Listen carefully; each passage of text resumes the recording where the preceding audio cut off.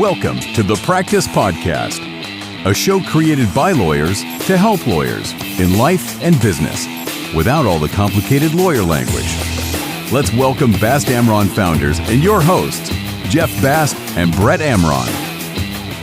Hello and welcome to the Practice Podcast. I am Jeff Bast. I'm Brett Amron. Hi, Jeff. Hello, Brett. Today, we're going to talk about something near and dear to both of our hearts, and that is partnerships and what makes a good partnership. And where can partnerships fall apart? I think that we have a very good partnership. That's what you think. Wait, I just got served. No, I think we have a very good partnership for a number of reasons, which we can get into. But to me, a business partnership is very similar in ways to marriage, right? Because hopefully without the romantic element, ideally in a business setting. That's hurtful. But in a business sense, right? Because trust, communication, like all of that is super important. Because if you don't have that, if you're in business and if you're with somebody in business that you don't trust and don't think has your best interest or the best interest of the company at the forefront, that's a problem. No, for sure. Trust and respect and morality are such important parts of any partnership, just like a marriage. It's interesting because I think most marriages, I don't know if this is true, but I think most marriages do not have a prenuptial agreement. Right. And many partnerships don't have a partnership agreement, but they're kind of the same thing. I think the difference is in a marriage, you have the romantic element, which is supposed to be the bond. Right. Whereas in a business partnership, the bond should be, profits and whatever the business may be. Right. So partnership agreements, right? And that's always sort of a touchy subject when people are going into business together. Right. It's a sunny day. So why do we have to deal with that? Why do we have to put any of that in writing? Right. Yeah. That's a conversation you and I have with business owners and entrepreneurs so often. And they ask us, we're on the same page. And I think what we always like to say is a partnership agreement is not really a partnership agreement. It's really a separation agreement. Yeah. Here's an agreement that you reached when you're on good terms and everything is great to say, okay, if we are ever not on good terms or one of us isn't around for whatever reason, incapacitated, God forbid something happens to them, what's going to happen with this partnership? So it's an agreement to how we're going to separate when things go wrong. Yeah, it's for the rainy day, but why not plan for the rainy day when it's sunny out? Exactly. And everyone's in a good mood. And is that a tough conversation to have? Sure. But planning is always the smart thing to do. Like if you're running a business, you don't just go in and fly by the seat of your pants. You plan. So why not include as part of planning what could happen if things go wrong? Not necessarily because the partnership falls apart, but as you said, if there's an unfortunate situation where you have one of the partners incapacitated or passes away or whatever, you need to plan for that. Otherwise, you're leaving the split or how to deal with those things to the courts, to case law, to statutes, as opposed to what you and your partner agree to. Yeah. I know for sure. It's the rainy day. I like I want to plan for a rainy day when it's raining. That's not the time to go shopping for an umbrella. No. But I think it's also a good exercise because it forces two business owners or 3 or 4 or whatever the number might be, however many partners there might be, to sit down and make sure that they're all on the same page with as many aspects of the business as they can be. How we're going to split profits, what expenses we're going to pay, what happens if one of us wants to sell, what happens if one of us gets sick, all those things. It's an important practice to just think about all the various things that could go wrong before they go wrong. And you're right. I think most entrepreneurs and most people who are starting a business are only looking forward and we're going to succeed and everything's going to be great. They're just not thinking about what could go wrong, which is, unfortunately, that's kind of our job is we're the doomsday guys. People talk to us and they say, what could go wrong? Really? How much time do you have? I can make a long list of things that could go wrong. So what do you think are some of I know I put it out on LinkedIn, but you wrote a very nice piece that you published on LinkedIn about me and our partnership.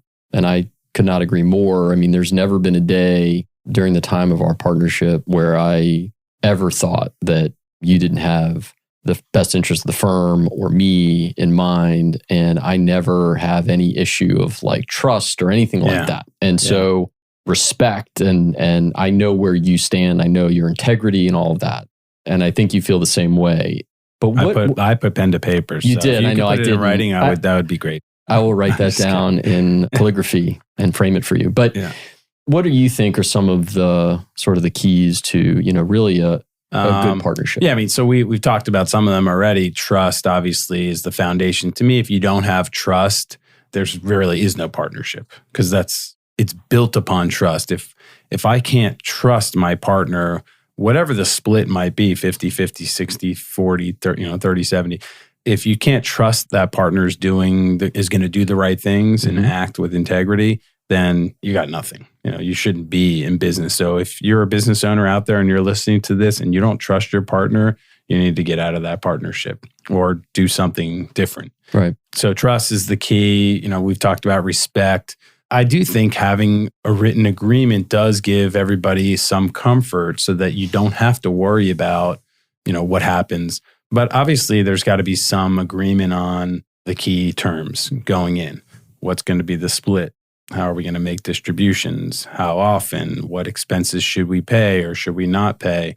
Obviously, a partnership agreement, the actual agreement will have terms for what happens if somebody becomes incapacitated. God forbid, as much as you love my wife and I love your wife, neither of us wants to be in business with the other's spouse. And I think they feel the same. They definitely do not want to be in this business for sure. But, I think that's a really important point. Or what if, one day you just wake up and say, you know what, I'm climbing a mountain, which you often do, but this time I'm going to stay there at the top and don't call me. Wait. I'm not bringing my phone. How do you know? Did you get in my head this morning? Right. Yeah, there should be an agreement for what happens in that situation. And so most partnership agreements will have, some kind of buy-sell agreement.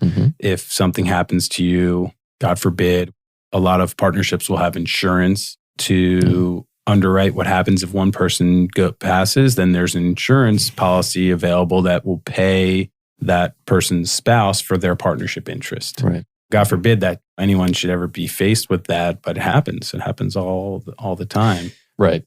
I think you mentioned a point about the partnership agreement. I think one of the ways to think about a partnership agreement is actually, if it's in place and the terms are there and you've all agreed upon it on the front end, it actually frees people up to really go in 100%, because that if something goes wrong, it's resolved. Like, I don't have to worry. Like, I don't have to walk on eggshells thinking, well, listen, if I do this, then do I put myself in a bad position if things go wrong? Right? Hopefully you don't think that way because you're moving forward together. But maybe there's that in the back of somebody's head as a partner, like, we don't have a partnership agreement. If something goes wrong, I don't have my deal on paper in terms of the split. So I'm going to be cautious and walk on eggshells. But having that already done on the front end kind of frees people up. Yeah.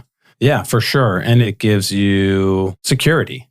We do a lot of partnership litigation between business partners, business owners, and we've seen somewhere, how much of this, we asked a client, how much of the business do you own? Well, I own 40%, but on paper, it only says 25%. What does that mean? Well, the agreement says 25, but we have an understanding that I own this, or I put in that, or, my interest is in somebody else's name. And if you're entering into a partnership and we are not able to give legal advice, you should not rely upon this legal advice. We're not creating an attorney-client relationship with this podcast. But if you're going into that partnership with those types of arrangements, you might want to consider the alternatives. Right. And to put a finer point on that, which is make sure that the terms of the written partnership agreement, number one, are very clear and that they accurately portray what the terms of the partnership are. Not, we have this side deal, because that's never going to go well. And so make sure that if you're going to go to the trouble and the expense of putting together a partnership agreement, that it accurately portrays the terms of the deal and what the parties agreed to a separation, as you mentioned, but that it's clear, right? That you understand it. You understand it. Right. And, a non-lawyer. A non-lawyer. Right. Understands it. So, because we've also had that. We've asked clients, well, what does your partnership agreement say? I don't know. Okay, well, let's pull it out. Do you know what this means? No. Well, then you don't. This is your agreement. Right. Even if the lawyers understand it, as a business owner, it's important that you understand what it says. And the lawyers should be writing what you tell them to write in theory. And what we see a lot as well in business is there's one lawyer that drafts the document, Right. and that both partners, if there's two, let's assume two for now, or all the partners rely on that lawyer. And there's usually a caveat in that agreement which says, hey, I'm the lawyer that drafted this thing, technically representing the partnership or just representing the deal. And so I'm not giving you, each of you, individual advice. So if you have a question as a partner before you sign that, then ask a lawyer. Like, have somebody review it for you individually. You mean your own lawyer? Your own lawyer, individually, separate and apart, so you can feel maybe a little bit more comfortable that what you're signing is what you want to sign and what you thought the deal was, and representing the terms of the deal. So don't be afraid to ask for that. Right. Yeah. And then there's always, if we're talking about the terms of the agreement, there's always if we're going to have a fight, where are we going to fight? Are we going to fight in court? Is it going to be here? Is it going to be in arbitration? Right. Do we want some kind of cooling off period? Do we want to require that mediation? If we have to value the company, how are we going to value the company for some reason? Is there an accounting firm we want to use? Should we agree on that in advance? So all those things are details that are just better to hash out when you have a good relationship, because with the expectation that, hey, we're never going to need this, but just in case. Right. Just in case. Right. And the other thing I'm not sure we said this, but it doesn't have to be, you don't have to create a partnership agreement, a written agreement on day one. Mm-hmm. In fact, you and I didn't do that on day one. We had an agreement on the terms, but we didn't actually, have a document signed for some time. And so if you're listening to this podcast and you don't have a partnership agreement in writing, that's what we're talking about here. We're talking about in writing, because most people will say we have a partnership agreement and we've agreed to the terms. That's great.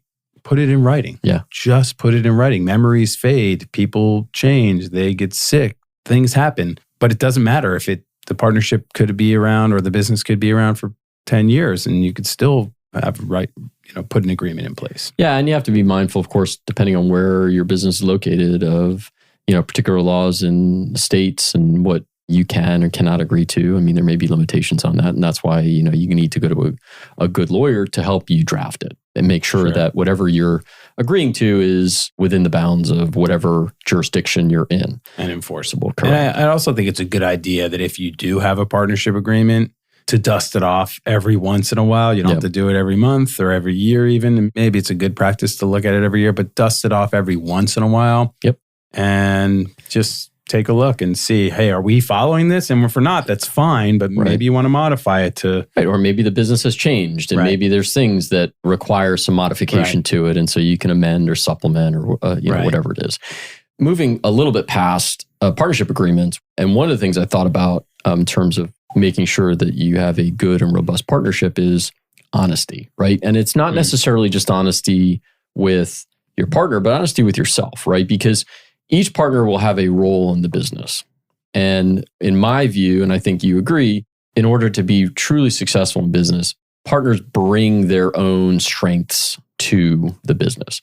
And the partners can use those strengths, and hopefully they have complementary strengths. You don't want everyone having the same strengths. You want different strengths, right? Because where one person may be good at one aspect of numbers, let's say, of a business, and one partner may be very good at marketing. I mean, just different things and bring different strengths. And one may be better at dealing with people and human resources, and one may not. And so being honest with yourself and your partner and knowing strengths and weaknesses is very good, because then you can say, all right, you do this, I'll do this, I'll be in charge of this and do this. Divide and conquer, right? So that you're putting the strengths where they belong. And if you have a weakness in an area, be willing to admit that and say, I have a weakness in this area.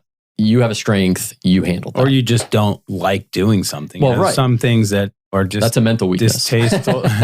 I can do it, but I don't like to do it. It's stressful for me and it just comes natural to you. Then that's a great way to divide it up. And I think a partnership is definitely best with everyone doing what they're best at, or any business succeeds best with each person doing what they are. It's maximize utility. Maximizing utility. Right. Exactly. In order to maximize the business and the growth. I mean, obviously at the beginning, everyone's jumping in and everyone's doing all things, whatever. But once you get up and running and once you get moving in the right direction, it's all right, well, let's divide and conquer so that we can really hone our skills and hone the skills of the business and grow it. Divide and conquer.